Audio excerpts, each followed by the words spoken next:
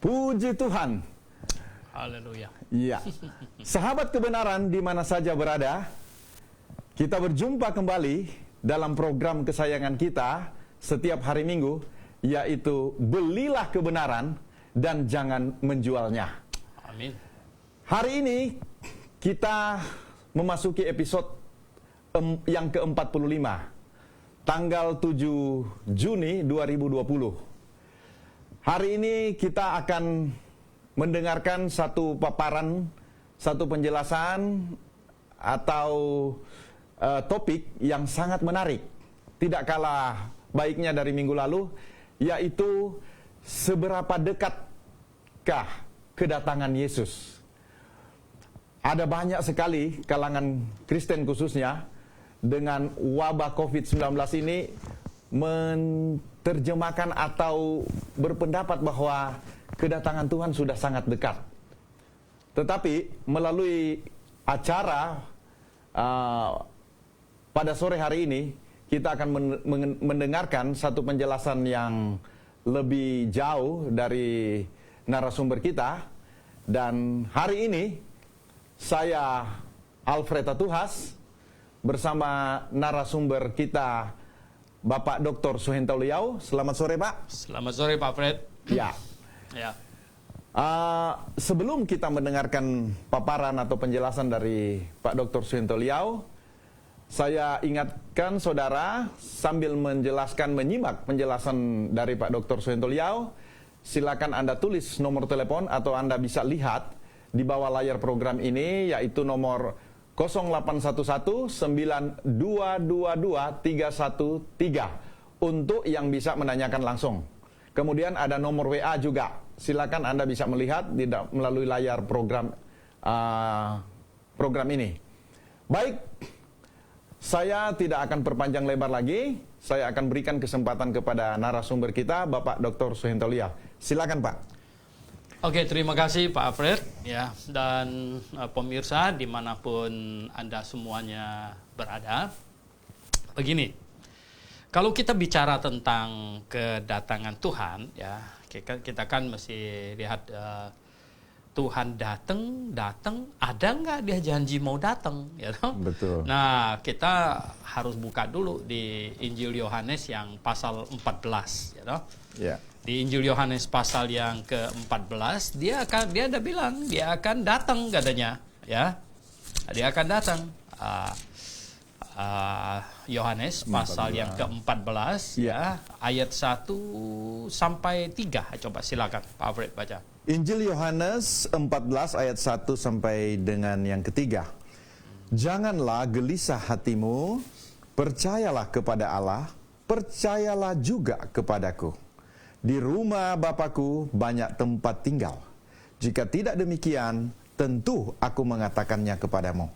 Sebab aku pergi ke situ untuk menyediakan tempat bagimu. Dan apabila aku telah pergi ke situ dan telah menyediakan tempat bagimu, aku akan datang kembali dan membawa kamu ke tempatku, supaya di tempat di mana aku berada, kamu pun berada. Nah, ini kan janji. Benar, benar. Janji mau datang kembali. Ini yang kita tunggu. Nah, Tuhan janji mau datang kembali, gitu.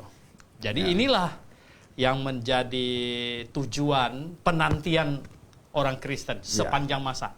Baik. Bahwa Tuhan janji mau datang kembali jemput kita.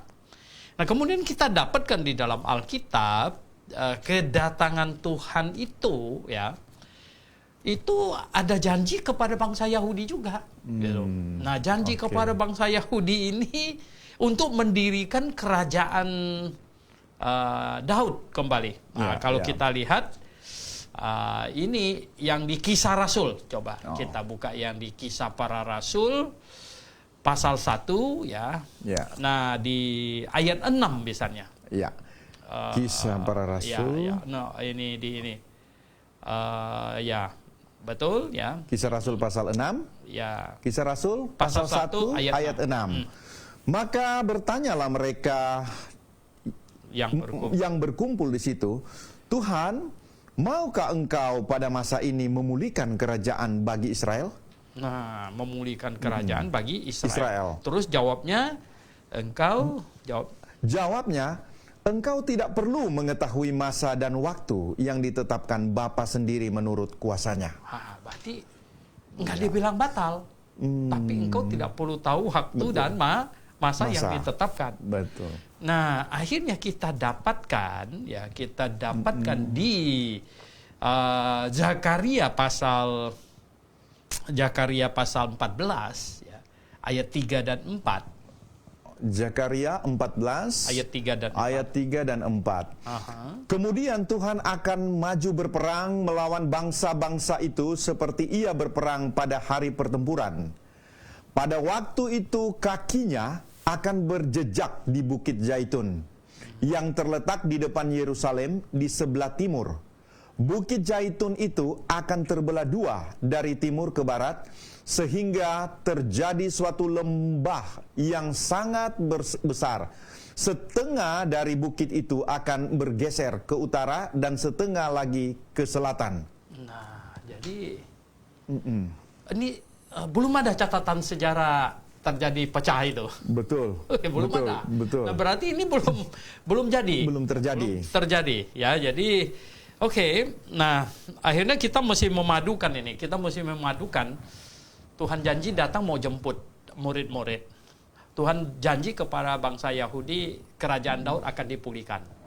Ya. Nah, ini jadi kelihatannya ini ada dua peristiwa. Betul. Nah, ada dua peristiwa. Dan bersamaan dengan itu juga ada janji bahwa Tuhan akan datang seperti pencuri. Terus ada bagian yang mengatakan Tuhan datang semua mata akan memandang kepadanya.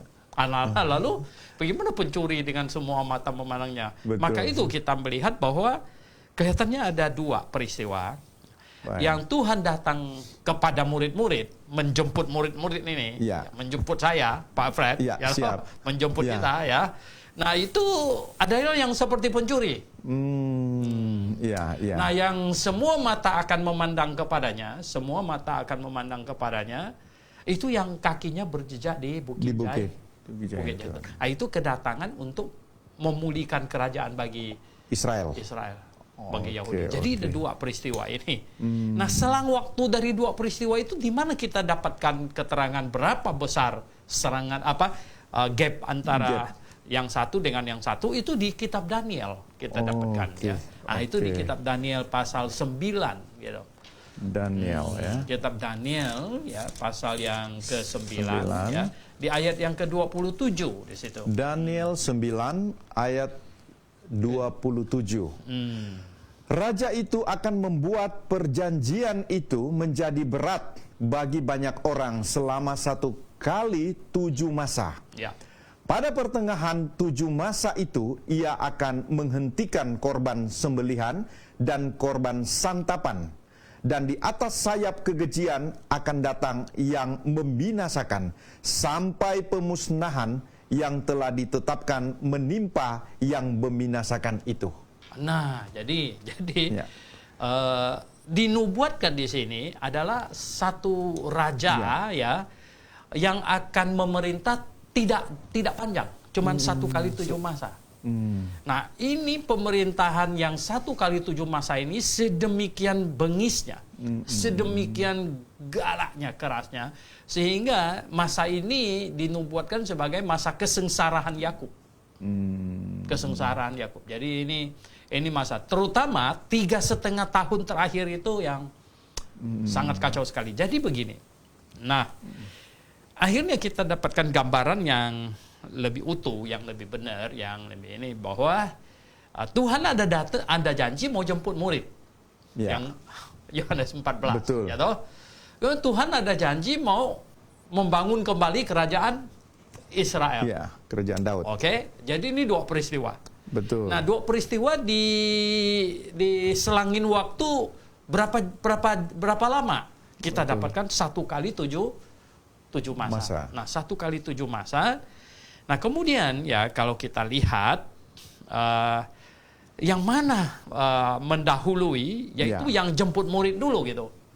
Jadi jemput murid dulu, ya jemput Tuhan datang jemput murid. Nah, kemudian di murid-muridnya pada sudah dijemput 7 tahun masa di bumi ini, Ya. baru kemudian Berhubungan dengan Israel. berhubungan dengan Yahudi, Ya. membangun kembali gitu. Nah, ini yang kita lihat dari Alkitab ya, sangat-sangat penting sekali. Berarti sekarang tuh begini, orang Kristen itu bukan tunggu yang mau bangun kembali kerajaan Daud. itu. Wah, itu Ya. sudah telat kalau itu. Ya. Oh. Itu berarti sudah ketinggalan punya orang. Itu masa tribulation ya, Pak? Oh ya, Masuk situ artinya sudah terangkat dulu Ya. 7 tahun 7 tahun sebelumnya sudah terangkat dulu, baru kemudian mendirikan kerajaan.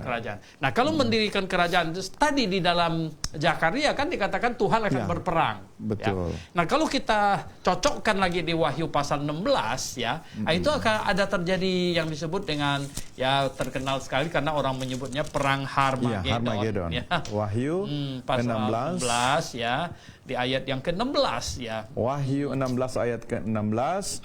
Lalu ia mengumpulkan mereka di tempat yang dalam bahasa Ibrani disebut Harmagedon.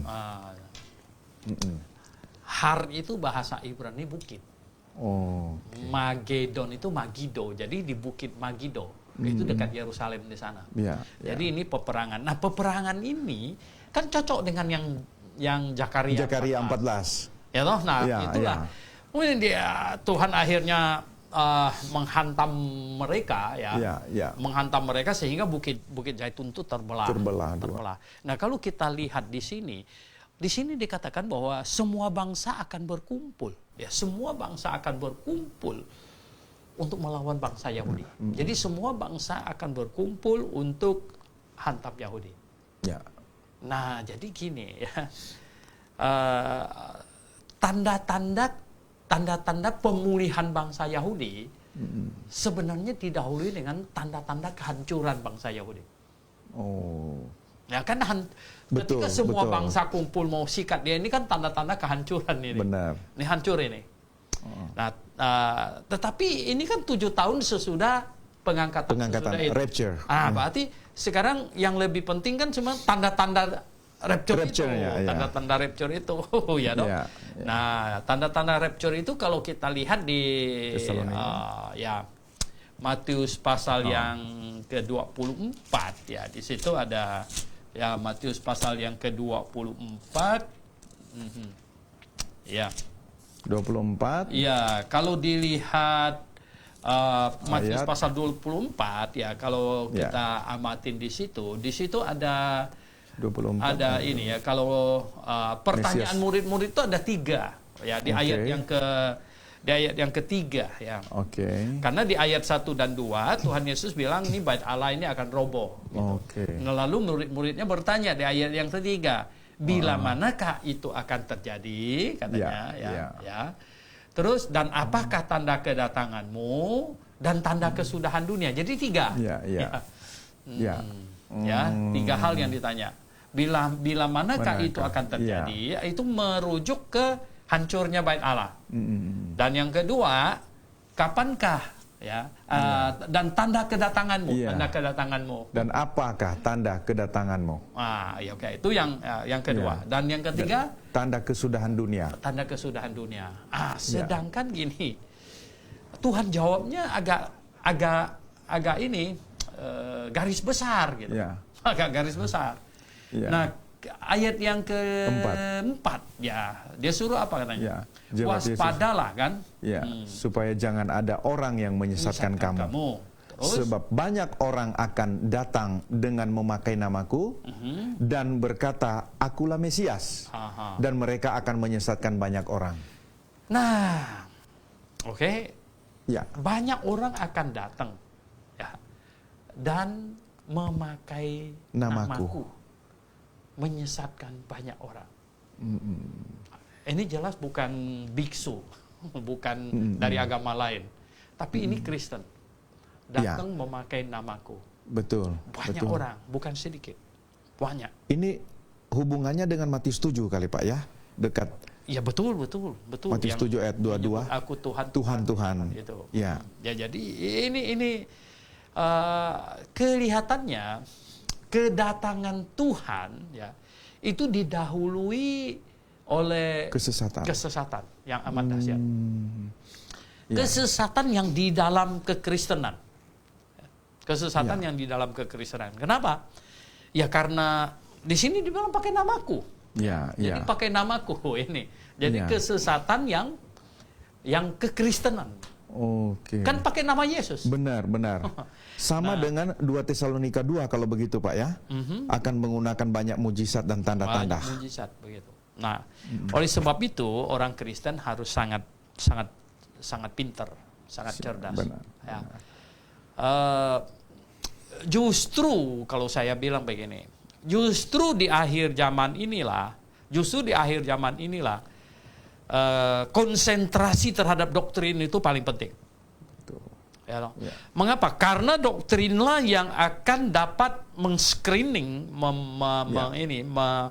menyaring ya mana yang benar-benar yang punya Tuhan, yang mana yang sebenarnya penyesat yang pakai nama Tuhan. Sedikit Pak, kalau tadi memakai nama Tuhan, ini maksudnya apa Pak? Karena ini memakai nama Tuhan, apa kesalahannya memakai nama Tuhan? Nah ini maksudnya. Saya senang dengan satu orang Dr. Vance berkata bahwa jangan kalian berpikir bahwa iblis menentang agama. Iblis tidak sebodoh itu. Dia lebih pintar. Dia tidak menentang agama. Dia menciptakan kekristenan yang hampir mirip dengan aslinya. Sehingga orang Kristen yang tulus, yang jujur, tidak berani menentang. Takut salah-salah kita jadi menentang Tuhan pula. Ya kan? Ini bahaya sekali gitu. Jadi ini kita lihat penyesatan. Seberapa dekat kedatangan Tuhan sesuai dengan kita punya tema. Seberapa banyak kesesatan sekarang ini yang pakai nama Tuhan. Yang pakai nama Yesus. Bukan yang di luar. Tapi yang pakai nama Yesus. Wow. Kalau saya bilang luar biasa. Ribuan denominasi sekarang.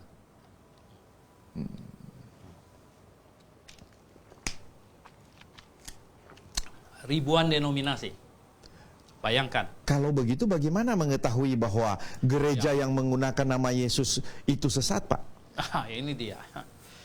Ini sangat-sangat maka itu kita mesti gini ya. Harus ada keseriusan, concern terhadap masalah doktrin. Jadi barulah kita ini. Jadi sebenarnya kan Tuhan kasih tahu kriteria. Tuhan kasih tahu kriteria. Seperti di sini lagi katanya. Selain memakai namaku, itu akan berkata gini, akulah Mesias. Akulah Mesias. Akulah Mesias itu maksudnya ini menyebut Pak Fred ini sebelum Mesias the big boss-nya datang, Pak Fred ini Mesias ini. Wah, Pak siapa nih Mesias ini? Evan Mesias ini. Wah, semuanya Mesias itu.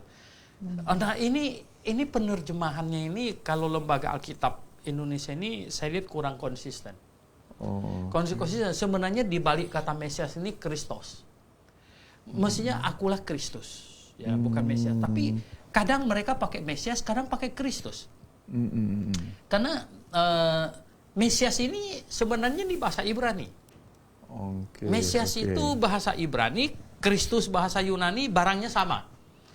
Nah, arti dari kata Mesias ini apa? Orang yang diurapi. Jadi, kelihatannya kalau ini diterjemahkan bisa bunyi, akan banyak orang, akulah orang yang diurapi. Akulah orang yang diurapi. Nah, jadi banyak orang hari ini bilang, wah, hamba Tuhan yang diurapi. Kita pergi ke gereja tuh urapannya lebih kuat, lebih hebat urapannya. Ini kan ngawur ini ya. Kita tidak boleh pakai jabatan orang yang diurapi. Tidak boleh gitu. Karena di situ sudah dinubuatkan ini. Akulah orang yang diurapi dan mereka akan menyesatkan banyak orang. Waduh. Ya. Banyak sekali Pak yang gereja yang menggunakan hampir semua hamba Tuhan yang diurapi. Iya itu dia. Waduh. Saya bilang, nah seringkali kalau saya diundang khotbah mereka bilang, ini Dr. Suhento Liao hamba Tuhan yang diurapi. Saya bilang, jangan tolong jangan tambah-tambah yang diurapi itu. Karena saya ini nggak ada rencana mau jadi Mesias ini. Oh, di situ rupanya Pak ya. Nah, jadi akan datang memakai namaku dan akan berkata, akulah orang yang diurapi. Dialah orang yang diurapi. Jadi saling mengatakan yang diurapi. Wah, ini Alkitab yang ngomong ini, ya, bukan saya. Jadi kamu itu akan menyesatkan banyak orang. Yang ini akan menyesatkan banyak orang ini. Mengapa? Karena dia Kristen ini. Benar. Sudah Kristen, dikatakan dia orang yang diurapi ini sangat keren. Betul. Banyak pengikutnya. Karena apa? Orang yang diurapi. Wah, ini akan menyesatkan banyak orang katanya. Menyesatkan banyak orang. Benar. Dan ya katanya ini ayat 6 ya, kamu akan mendengar deru perang dan kabar tentang perang. Ya. Namun berawas-awaslah, jangan kamu gelisah ya, sebab semuanya itu harus terjadi, tapi itu belum katanya, itu belum. Wah, perang-perang itu sudah banyak. Sudah lama terjadi. Sudah banyak ya. Yang memang dulu-dulu itu kan perang kecil-kecilan. Betul. Ya, antar negara. Yang hebat tuh 2 kali perang dunia.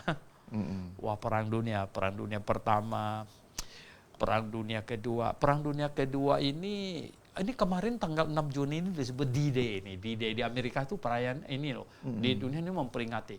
Kemarin itu tanggal 6 itu memperingati tanggal 6 Juni 1944 ya. Itu pendaratan di daratan Eropa itu lebih dari 1 juta pasukan gitu ya. Dan matinya banyak sekali itu ya. Luar biasa waktu mereka menyerang Jerman ya. Bayangkan mereka mau mendarat pantai itu, Jerman sudah taruh senjatanya begini. Tinggal dudu dan semuanya tumbang. Waduh ya. Nah, perang dunia ini dengar banyak. Ini 2 kali. 76 tahun yang lalu. Ya.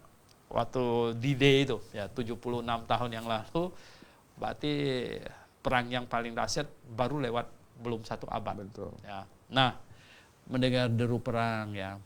Belum katanya itu belum kesudahan. Ya. Bangsa akan bangkit melawan bangsa ya, dan lawan kerajaan. Gempa bumi ya, akan ada ya kelaparan dan gempa bumi. Gempa bumi nggak usah tanya orang Indonesia, kita udah kenyang sama gempa bumi. Iya, benar Pak. Ya kan? Ya. Wah, ini gempa bumi Indonesia ini termasuk the ring of fire ya. Ini cincin api nih. Waduh, gempa bumi ya. Dan berbagai penderitaan ya. Gempa bumi, bencana alam, efeknya ya kelaparan ya. Kelaparan semuanya itu baru permulaan katanya, start awal ya toh. Nah, itu jadi belum katanya. Yang hebat itu yang ini lagi kan. Pada waktu itu kamu akan diserahkan supaya disiksa orang dan lain sebagainya. Ini akan menuju ke situ. Kemudian yang hebat lagi yang di ayat yang 14, dan Injil Kerajaan ini akan diberitakan di seluruh dunia menjadi kesaksian bagi semua bangsa. Sesudah itu barulah tiba kesudahan. Nah, ini sudah campur dengan apakah kesudahan dunia ini gitu yang tanya ini ya. Tapi kalau kita lihat pemberitaan Injil sekarang ini pemberitaan Injil ini sudah masif ke seluruh dunia belum? Oh iya sudah. Lebih-lebih hari ini pakai apa? HP ini ya. Ini juga ya. Sekarang ini gara-gara alat telekomunikasi dan medsos ini menyebabkan Injil gampang disebarkan ke seluruh dunia, kesesatan juga juga hebat gitu kan. Menyebarnya banyak sekali gitu. Itulah dia. Nah, sekarang kita tanya ya, seberapa dekat gitu kedatangannya. Ini pertanyaannya. Begini,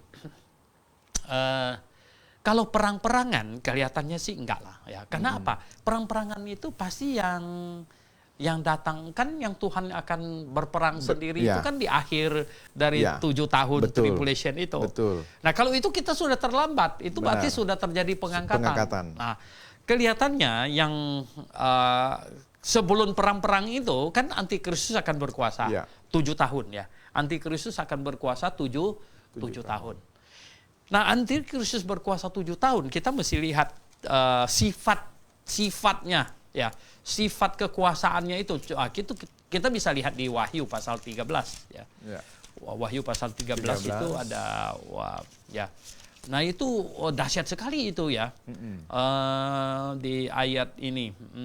Wahyu 13 Ya, ayat 14 misalnya. ayat 14, ia menyesatkan mereka yang diam di bumi dengan tanda-tanda yang telah diberikan kepadanya untuk melakukannya di depan mata binatang itu.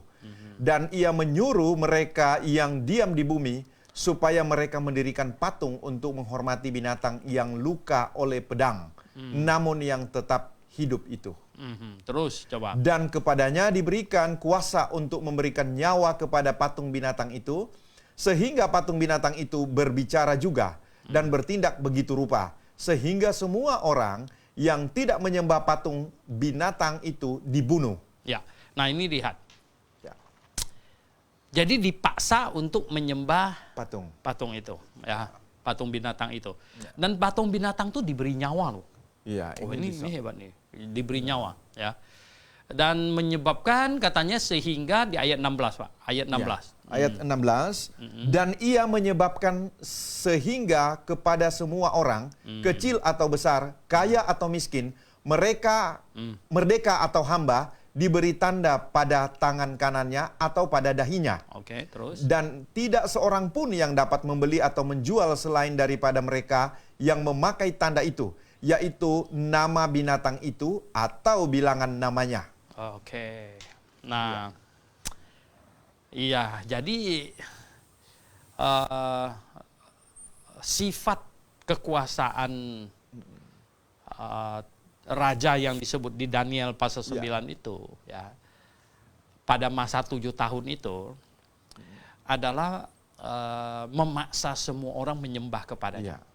Oke, itu. Ya, memaksa semua orang menyembah kepadanya. Berarti dia menguasai politik, ya, baru dia bisa memaksa orang. Betul. Ya. Dia menguasai agama. Ya. Ya, jadi dia menguasai agama, menguasai politik, menguasai agama. Kelihatan dia menguasai ekonomi. Tidak ada orang yang bisa jual atau beli tanpa izin dia. Nah, dulu orang pikir, ya, kita yang menafsirkan Alkitab dulu pikir ini bagaimana ini mungkin bisa begitu. Ya. Bagaimana caranya menguasai semua orang? Tidak ada orang yang jual atau beli tanpa lihat. Ternyata sekarang makin menuju ke situ. Makin menuju ke situ, ya. Jadi dipasang tanda di tangan kanannya. Sebenarnya tangan kanannya sih itu hanya salah satu posisi, ya, ada yang di dahinya di mana-mana gitu. Tetapi yang jelas ini sebenarnya begini, ya. Kita lihat ke kontrol, ya. Itu hanya alat, ya. Tapi intinya tuh kontrol, ya. Jadi kontrol. Nah, raja yang berkuasa itu, ya, disebut antikristus kalau di surat Yohanes disebut antikristus. Ya, anti itu, persoalan anti ini nih. Banyak orang pikir anti itu adalah melawan. Memang melawan, tapi cara melawannya itu adalah menggantikannya. Menyerupai berarti dong. Betul, ya. Jadi dia begini, misalnya yang kala pemilu lawan Pak JKW ini, dia anti. Dia dinaikkan jadi presiden. Jadi dia anti presiden, tapi ini presiden yang mereka akui. Nah, jadi anti Kristus sebenarnya dia datang menjadi Kristus. Menjadi Kristus dengan berkata dialah Kristus yang benar. Mau menggantikan Kristus yang sesungguhnya. Anti Kristus itu. Jadi dia tidak menentang bilang Kristus itu jahat, karena enggak. Karena dia akan bilang sayalah Kristus itu. Jadi gini. Nah, jadi dia akan menguasai. Nah, kita lihat bahwa sebelum dia menguasai semua orang secara politik, ekonomi, dan agama, dia memerlukan infrastruktur. Ya kan? Dia perlu alat, dia perlu infrastruktur. Nggak gampang ini. Betul. Nggak gampang. Ya. Nah, infrastruktur ini penting ini. Nah, kalau kita lihat, ya, infrastruktur ini sekarang ini infrastruktur pengontrolan. Wow, saya baru dikirimkan ini video tentang 5G. 5G, ya. Sekarang di Eropa lagi sedang membangun tower untuk 5G. 5G. 5G padahal itu sangat ini loh. Sangat radiasi tinggi itu. Ya. Itu kelinci mati yang nggak jauh dari tower itu. Begitu ya. Ya, tapi itu ya kelihatannya bisa jadi akan dipaksakan itu 5G ya. Karena 5G itu kontrol habis itu. Ya. Dengan 5G itu kontrol habis. Nah sekarang kita kalau menuju itu dikontrol habis semuanya. Dan kasus COVID ini sangat mendorong. Ya. Kalau di Cina dipaksakan, di sini kita nggak ini ya. Dipaksakan untuk ini ya. Bunyi dia punya signal Ya kalau kita ada. install programnya install. Ya. Nah jadi kalau Pak Fred punya COVID. merah, saya punya hijau, saya dekat-dekat dia bunyi gitu. Wah, Dia bunyi. Wah ini Pak Frednya ada COVID nih. Ada corona. Waduh saya mesti agak jauh nih corona. Ya. Nah itu bisa kerja kalau semuanya install. Betul. Kalau semua install. Wah kalau semua install berarti kita dikontrol. Nah sekarang kan manusia dihadapkan kepada situasi, you mau sehat atau mau bebas. Betul. Akhirnya begini ya, kalau kita semua menyerahkan diri untuk dikontrol sama antikristus, nggak mau kita. Nggak mau saya.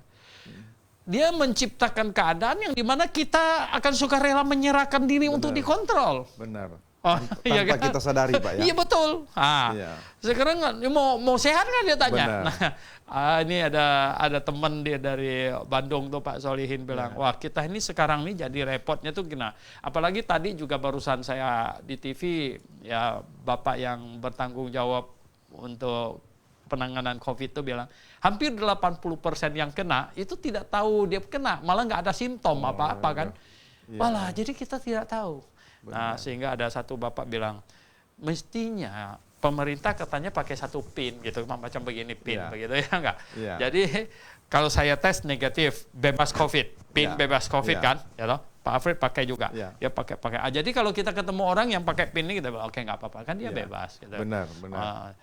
Kedengarannya bagus. Yang di Cina kan mereka bikin lebih loh. Jadi diinstal, semua orang diinstal. Jadi diinstal dengan demikian saya akan, wah saya dekat, oh bunyi dia. Wah ini merah dia.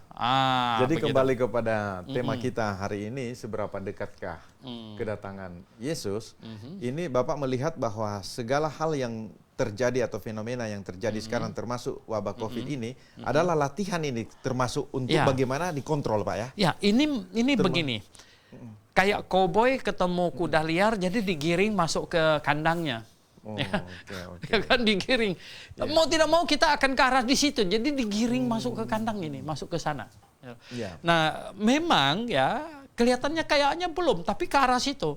Jadi kan ketika antikristus berkuasa akan kontrol habis. Nah, jadi maka itulah sebelumnya infrastruktur ini infrastruktur ini orang nggak mau pasang Pak, nggak mau pasang dia paksa dengan virus dengan apa segala macam, mau tidak mau kau pasang. Betul. Saya kemarin sempat melihat ada hamba Tuhan bahkan dia mengutip ini Ulangan 28 ayat 22 Pak. Di situ dijelaskan, saya sempat baca bahwa Ulangan 28 ayat 22 itu disebut bahwa ini penyakit ini batuk kering, kemudian ya kalau kita baca itu ada Pak. Jadi mereka menafsirkan bahwa COVID ini adalah dari seizin memang Tuhan. Seizin Tuhan. Nah, di situ. Jadi saya sempat kaget juga ada dibaca di situ batuk kering, ada as ini yang naknya. Waduh saya bilang. Sebenarnya kan wabah penyakit ini sudah banyak kali terjadi ya. Yang paling berat itu kan 18, 16, 17 itu flu Spanyol disebut itu. Itu matinya banyak sekali. Nah tapi kan waktu itu belum ada medsos, belum teknologinya nggak itu, cuman ya wabah dan. Nah kali ini punya itu sangat mendorong ke ini loh pengontrolan. Benar. Ya kali ini punya. Ya oke. Ya orang tanya berapa dekat. Wah ini sangat tergantung ini ya. Ini infrastruktur pengontrolnya kelihatannya kalau makin menjadi-jadi. Wow, ini sudah dekat sekali gitu. Jadi kalau bisa dikatakan Pak, infrastruktur pengontrolannya ini semakin kelihatan, dan juga masalah penyesatan, Pak ya. Oh ya. Ini Betul, karena kalau betul. tadi Bapak hubungkan dengan penyesatan, ini juga runutannya ini akan Betul. seberapa dekat ini kedatangan Betul. Tuhan ya. Ya, betul. Ya.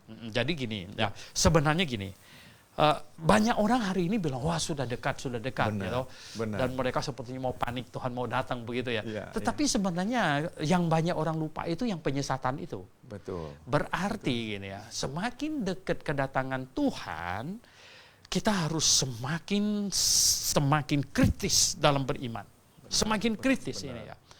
Apakah kita sudah beriman dengan benar apa tidak? Betul. Apakah nah ini jadi begini. Banyak orang itu mereka tobat seperti yang di jalanan-jalanan itu sembahyang itu tobat itu ya. Itu masalah hatinya kurang serius.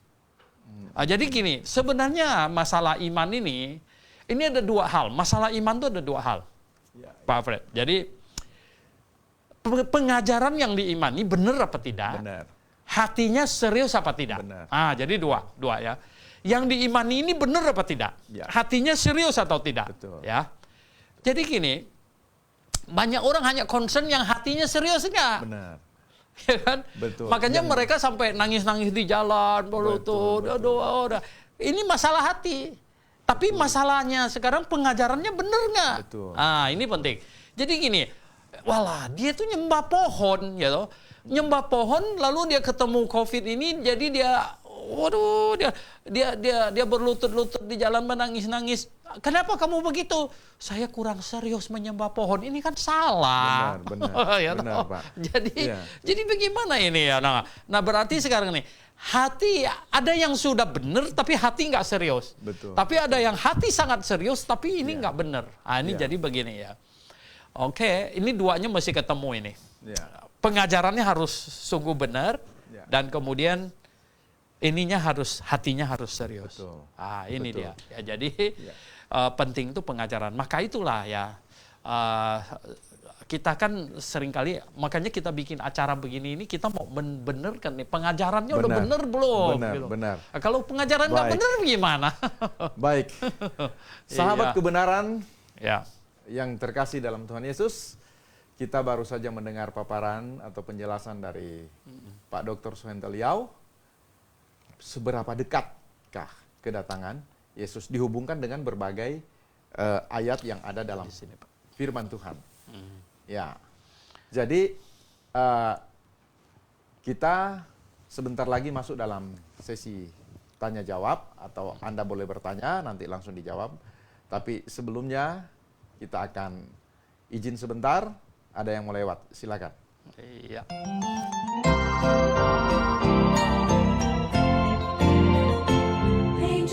Halo semuanya, bagi Anda pencinta buku-buku rohani Kristen, kali ini kami memperkenalkan satu buku terbitan terbaru dari Grafe International Theological Seminary yang ditulis oleh Dr. Stephen Einstein Liao dengan judul Kerajaan yang Dijanjikan. Nah, saya akan bocorkan sedikit isi dari buku ini ya. Penjelasannya seputaran janji kerajaan dalam Perjanjian Lama dan Perjanjian Baru. Kapan pengangkatan terjadi?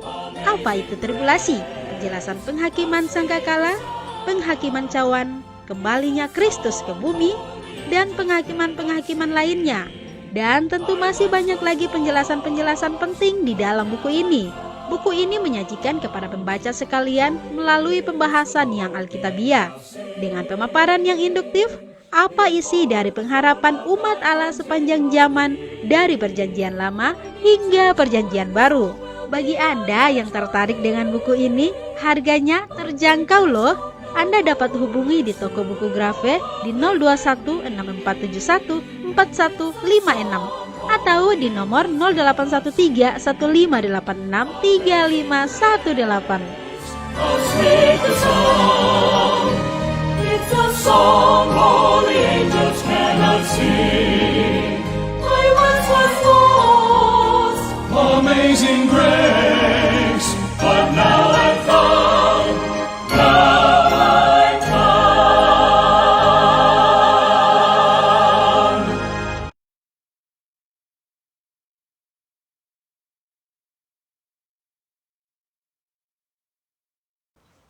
Ya, sahabat kebenaran, di mana saja Anda berada, kita sekarang akan membacakan pertanyaan dari Pak Tobito Obi. Ini Bapak yang setia selalu. Ini di Sulawesi loh, Pak. Oh begitu ya. Wah, terima kasih Pak. Sulawesi, Bapak selalu Sulawesi on apa ya? bersama kita. Sulawesi Tenggara ya. Ya, selamat sore Pak Suhento. Maranatha. Maranatha.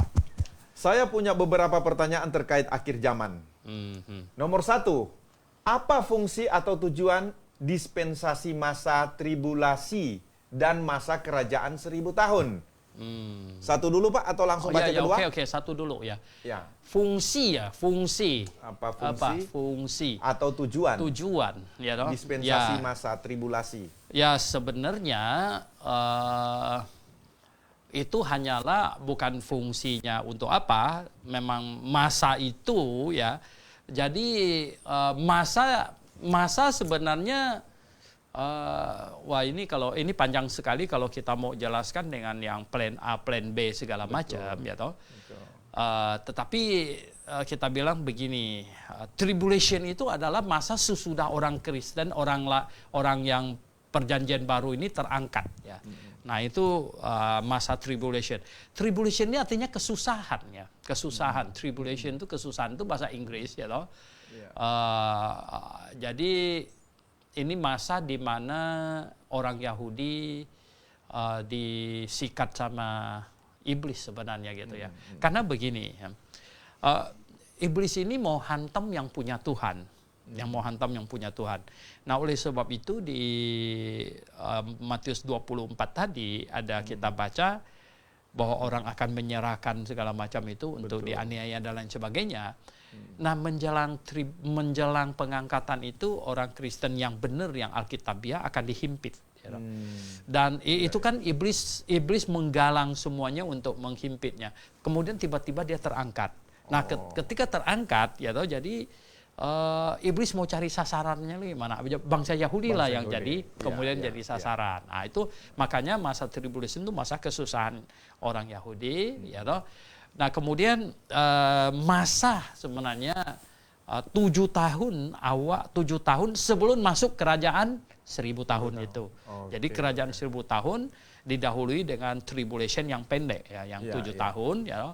Masuk kerajaan 1000 tahun ini sebenarnya di kitab perjanjian lama 1000 tahun itu dikatakan di kitab Wahyu, sedangkan di perjanjian lama itu disebut kerajaan Daud gitu.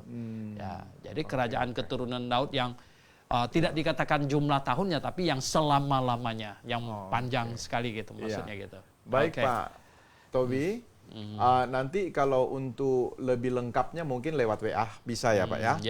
Kita lanjut ke pertanyaan yang kedua.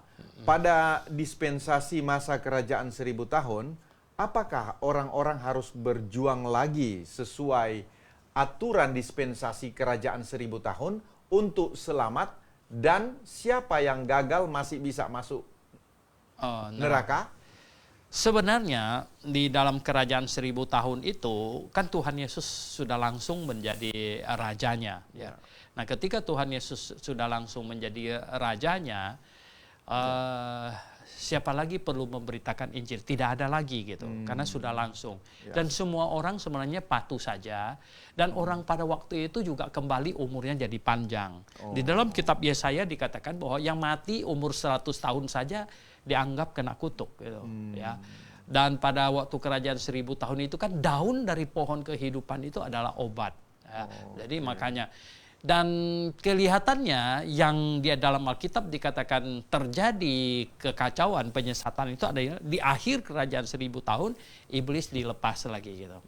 Iblis dilepas, jadi orang-orang yang selama di kerajaan 1000 tahun kelihatannya baik-baik saja begitu ya. Setelah iblis dilepas dan dihasut ternyata memberontak. Nah itu yang binasa masuk ke neraka gitu.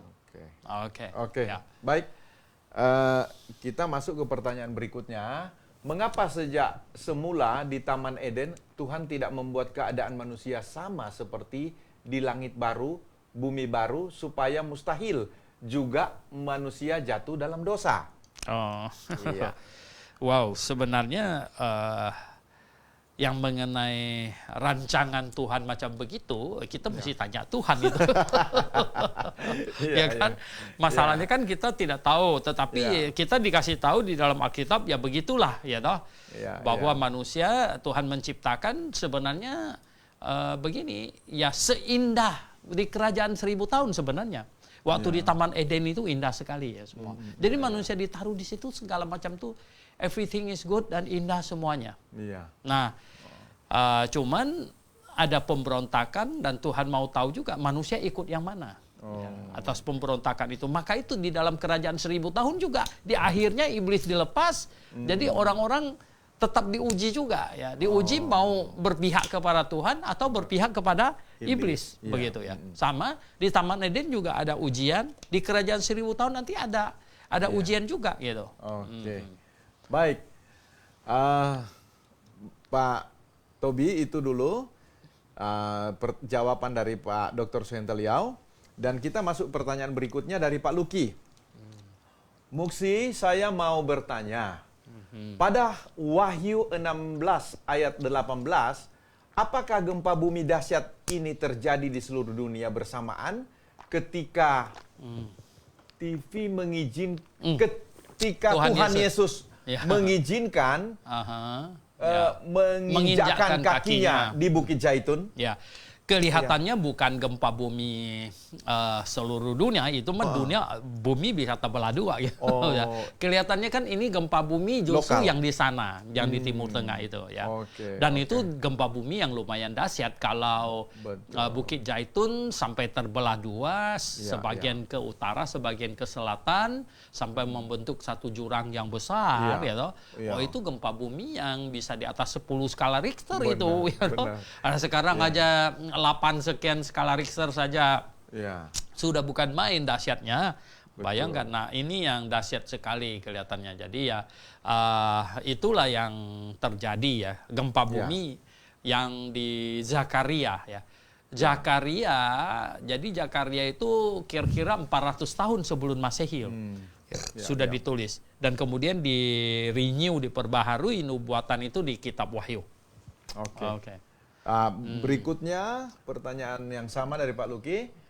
Pada perang Harmagedon, apakah persenjataannya kembali ke zaman dulu dengan pedang dan lain-lain? Mengingat sesudah gempa bumi terjadi di mana persenjataan sekarang yang mutakhir akan hancur ditelan gempa. Terima kasih. Maranatha. Maranatha. Kelihatannya begini.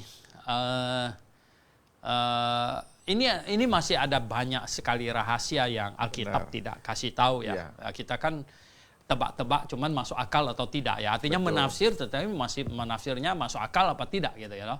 Begini, walaupun sekarang semua negara, 5 negara besar tambah India, Pakistan segala macam ya sudah punya nuklir ya, atau Korea Utara sama Iran belum tentu ya, cuman kepingin aja. Tetapi semua punya nuklir itu kelihatannya nggak berani pakai, ya toh? Ya bagaimana berani pakai ya toh? Satu pakai yang semuanya pakai, bumi kita hancur semuanya, ya sama-sama mati semuanya gitu. Ini nggak berani pakai ya toh? Oleh sebab itu, ketika perang, semua negara perang melawan Israel, melawan Yahudi, ya toh? Nah Israel juga punya nuklir ya, tapi juga mau pakai bagaimana? Dan akhirnya itu yang akan kerahkan tentara, bagaimanapun juga kerahkan tentara. Seperti yang di Irak itu kan tentara multinasional, jadi segala bangsa. Nah ini kelihatannya akan begitu, kerahkan tentara. Bagaimanapun juga ya, karena begini, mungkin orang militer tahu sekali bahwa kamu tembak, kalau tidak pakai pasukan darat, kamu tidak bisa menguasai. Ya kan? Bagaimana juga pasukan darat harus ini ya. Jadi itu yang akan terjadi ya, biar Pak Luki ini dulu. Jadi kalau dibilang pakai senjata pedang segala macam, mau tidak ya, pasti tidak, pakai senjata darat gitu ya.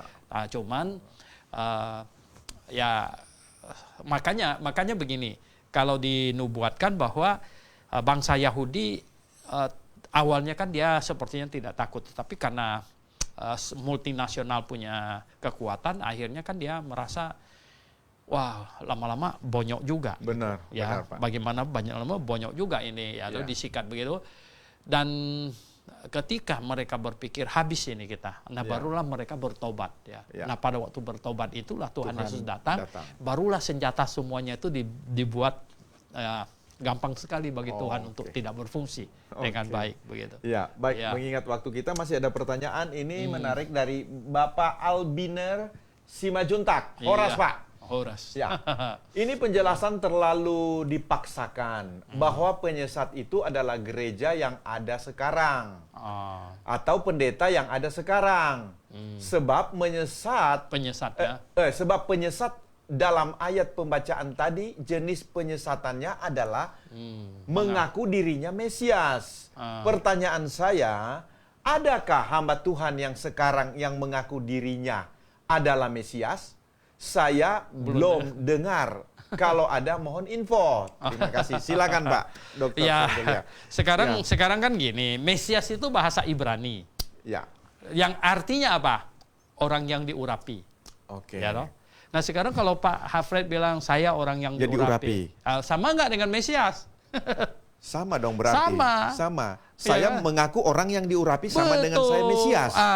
Jadi betul sama atau saya bilang Pak Hafred ini adalah pendeta yang diurapi, sama dengan Pak Hafred ini adalah Mesias. Mesias. Gitu. Saya khawatir orang menggunakan ini, Pak, mereka tidak mengerti. Iya. Nah, Jadi ini arti kata Mesias itu adalah orang yang diurapi.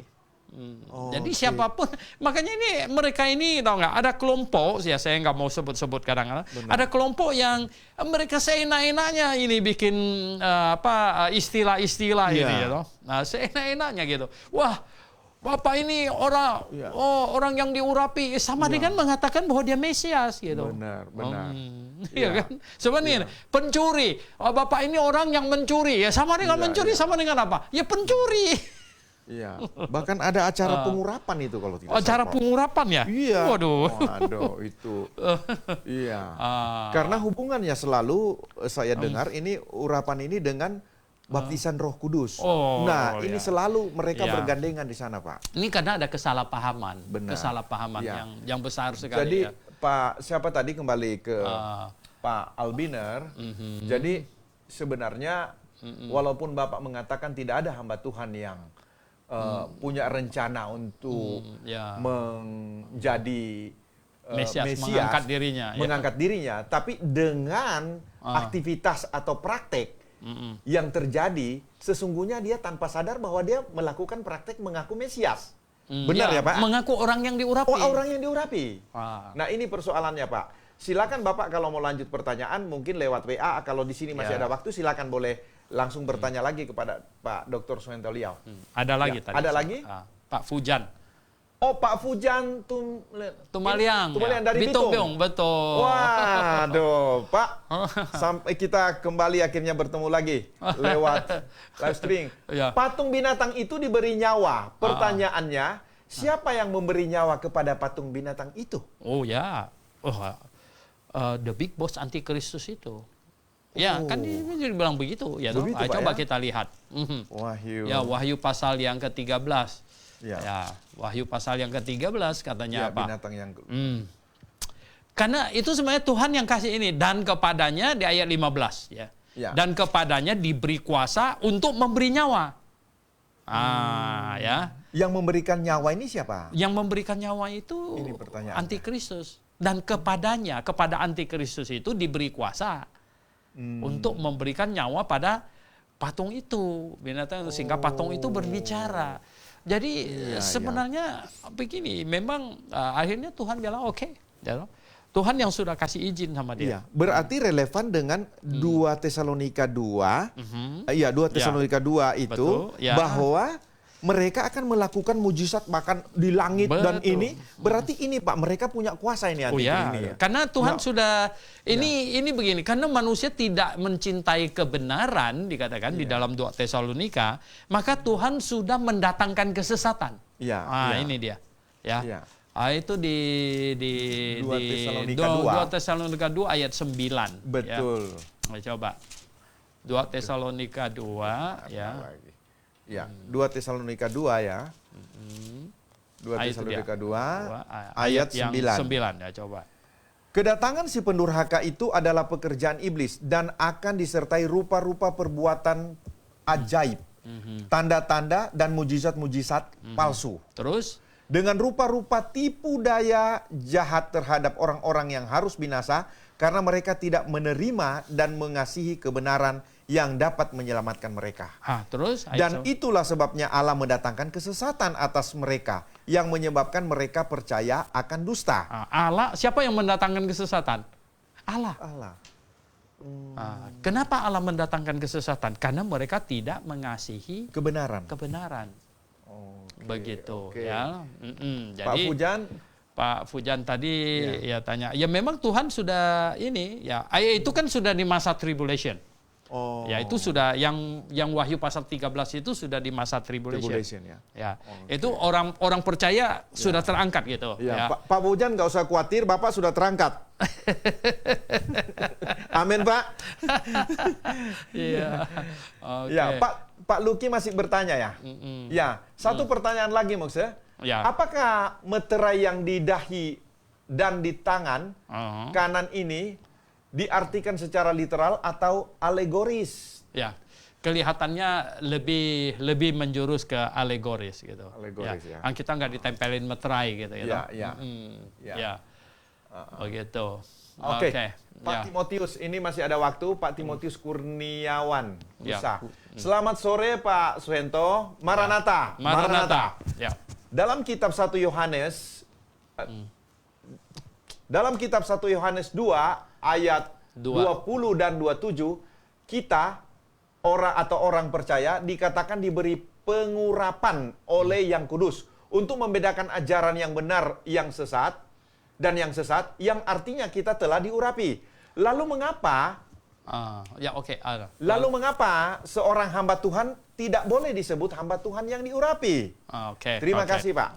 Ya, tadi sebenarnya saya mau singgung itu. Ya, betul. Ya. Nah, tetap mengapa di 1 Yohanes 2 ayat 20 dan 27 dikatakan kita adalah orang yang telah diurapi. Nah, itu kita perlu lihat di 2 Korintus pasal 1. Coba Bapak buka di 2 Korintus pasal 1 ya. 2 Korintus pasal 1 ya toh. 2 Korintus pasal 1 ya. Karena begini, setiap orang Kristen yang lahir baru itu orang yang sudah diurapi. Jadi enggak usah ngomong Pak Alfred orang yang diurapi, enggak perlu lagi gitu. Karena semua orang yang lahir baru itu adalah orang yang diurapi gitu. Di ayat 2 Korintus 1 ayat 21 coba. Baca ayat 21. Ayat 21, sebab Dia yang telah meneguhkan kami bersama-sama dengan kamu di dalam Kristus adalah Allah yang telah mengurapi. Terus Allah yang telah mengurapi, terus memeteraikan tanda miliknya atas kita dan yang memberikan Roh Kudus di dalam hati kita sebagai jaminan dari semua yang telah disediakan untuk kita. Pak Fred sudah ada Roh Kudus kan? Amin. Sudah diurapi. Sudah. Sama dengan Pak siapa tadi? Pak Timotius gitu. Pak Timotius kalau ada Roh Kudus orang yang sudah diurapi begitu. Jadi semua orang di gereja itu orang yang diurapi. Lah kenapa pula kita mesti bilang pendeta itu orang yang diurapi gitu? Nangkep nggak Pak Fred? Ya kan? Jadi semua orang di gereja itu orang yang diurapi gitu loh. Ya kan? Yang sudah lahir baru orang yang diurapi. Lalu kenapa pula mesti pendeta yang itu yang diurapi, yang di bawah tidak gitu? Ya kan? Ini maksudnya gitu. Nah, tetapi kata Tuhan Yesus ya ada orang yang ngaku-ngaku dia sendiri orang yang diurapi gitu. Mesias gitu. Dia ngaku Mesias. Memang di dalam prakteknya saya memperhatikan Pak, banyak hamba Tuhan dikultuskan bahwa hamba Tuhan ini urapannya sangat kuat. Mereka malah mengatakan diurapi itu kayak diberi kuasa. Nah, itu dia. Kelihatannya pengertiannya juga ke situ, Pak. Iya, itu salahnya gitu. Jadi mereka, makanya Tuhan Yesus, nah ini Mesias palsu karena dia menonjolkan dirinya, dia ini hebat nih, ini orang yang diurapi ini bisa menyembuhkan. Ini gawat ini. Ini penyesat yang dimaksud di Matius pasal 24 itu. Dan Matius 7 juga, Pak ya. Betul. Mengaku Mesias. Betul. Berarti ini sebenarnya akar daripada persoalannya ini adalah mengaku yang diurapi. Sementara pengertian yang diurapi itu disebut Mesias di situ ya Pak ya. Betul. Nah, Dan seharusnya kalau menurut yang dikatakan oleh Rasul Yohanes, semua orang itu sudah diurapi. Maksudnya gini, pada waktu Roh Kudus datang, tinggal di dalam hati kita, itu sama dengan sudah pengurapan. Jadi tidak ada lagi orang perlu mengaku dirinya orang yang diurapi. Tetapi penyesat akan datang bilang, enggak, kalian enggak diurapi, saya yang diurapi. Begitu. Sahabat kebenaran, di mana saja berada, ini sebenarnya satu tema yang sangat menarik dan bisa dikembangkan lebih jauh lagi. Tapi sayang, waktu kita sangat terbatas. Bagi saudara yang masih ingin bertanya, masih ada nomor WA yang bisa Anda pakai untuk berkomunikasi. Dan saya berharap juga suatu saat mungkin kita bisa bertatap muka melalui seminar, karena Pak Dr. Suhentoleo juga banyak melakukan seminar. Tapi untuk sementara waktu masih tidak bisa dengan masalah COVID. Ya, kita bersabar. Jadi bisa mendengar satu penjelasan yang lebih clear. Ya, baik. Sebentar lagi kita akan mengakhiri acara program kita, yaitu Belilah Kebenaran dan Jangan Menjualnya. Dan minggu depan kita akan kembali pada jam yang sama, jam 3 sampai jam 4. Silakan Anda tetap pada channel yang sama. Pada acara ini kita akan kembali lagi, dan kami sampaikan terima kasih dan mohon maaf jika ada hal yang tentu yang tidak berkenan kepada saudara. Tapi apapun yang kami sampaikan, apapun yang disampaikan oleh Pak Dr. Suhentoleo, adalah kebenaran daripada firman Tuhan. Dan untuk sebagai kata penutup, kita akan dengar satu penyampaian dari Pak Dr. Suhentoleo. Jadi seberapa dekatkah kedatangan Tuhan yang rapture? Oh, itu sangat dekat ya. Mengapa? Karena begini, kelihatannya infrastruktur menuju ke pengontrolan ini sedang masif dibangun. Sedang masif dibangun, dan penyesatan sungguh-sungguh juga merajalela dan masif di dalam kekristenan. Nah, oleh sebab itu ya, kalau kita tahu bahwa kedatangan Tuhan sangat dekat, setiap saat bisa terjadi, sedangkan penyesatan sedemikian rupa, maka yang orang Kristen harus perhatikan itu adalah apa? Pastikan, ini ada dua hal tadi, pengajaran yang diimani itu benar, dan yang mengimaninya itu hatinya serius. Jadi dua ini, pengajarannya harus benar, pengajarannya harus benar, dan hatinya sungguh serius. Dua ini. Oke, terima kasih Pak Fred.